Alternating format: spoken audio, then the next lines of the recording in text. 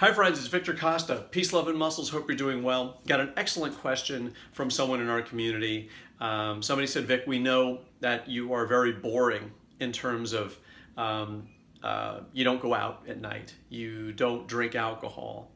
You don't eat sugar. How is one supposed to have a social life if that's how you behave? Well, I'm going to tell you how I maintain a pretty, I would call it robust social life without doing all of those things. And then you can sort of mix and match some of the things I do or not. So I remember when my little girl first started school, we were invited to another family's home, and I decided to bring food with me for dinner from my favorite restaurant.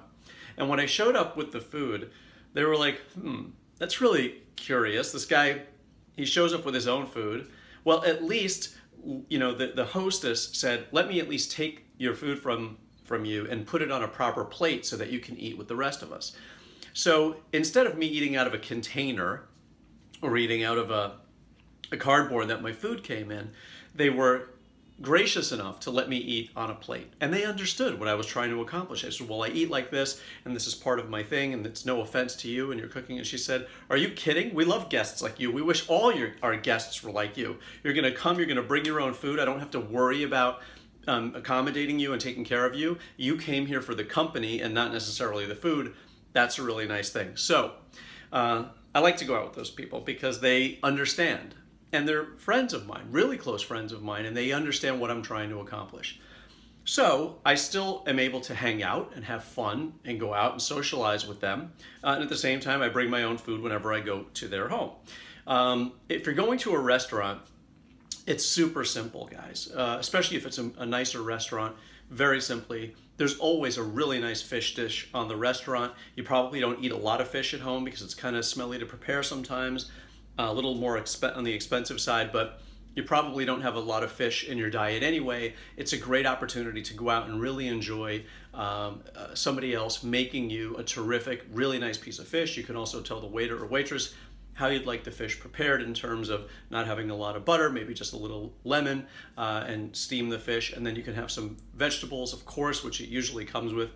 And then you can have a really terrific meal equivalent in nutritional value to the meal that you were going to have at home anyway. A little bit more expensive, but certainly you get an opportunity to socialize. And so that's pretty much it. I mean, that's how I do it. And if you mean going out and drinking and you need to have that as part of your life, I do that too, but I don't drink alcohol. I do go out when I'm asked.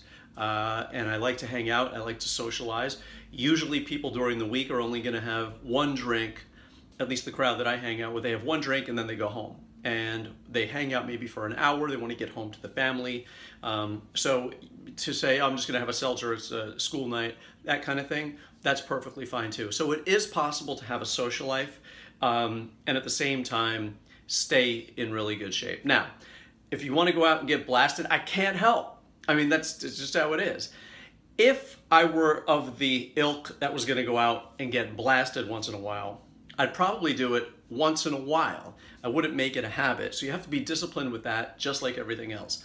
Maybe go out, if you have to go out for work and you're really sort of entertaining people, maybe you go out and have a glass of wine. And you do that a couple of nights a week, and then when you go out with your friends, maybe you go a little bit heavier from time to time.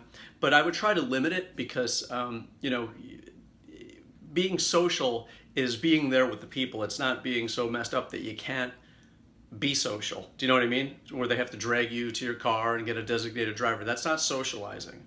That's just getting wasted. It's a big difference. So it is possible to be social, have a good time, and stay in good condition when you go out. Peace, love, and muscles, guys. I wish you guys all the best. In good health. Take care of yourself. Bye. Peace, love, muscles.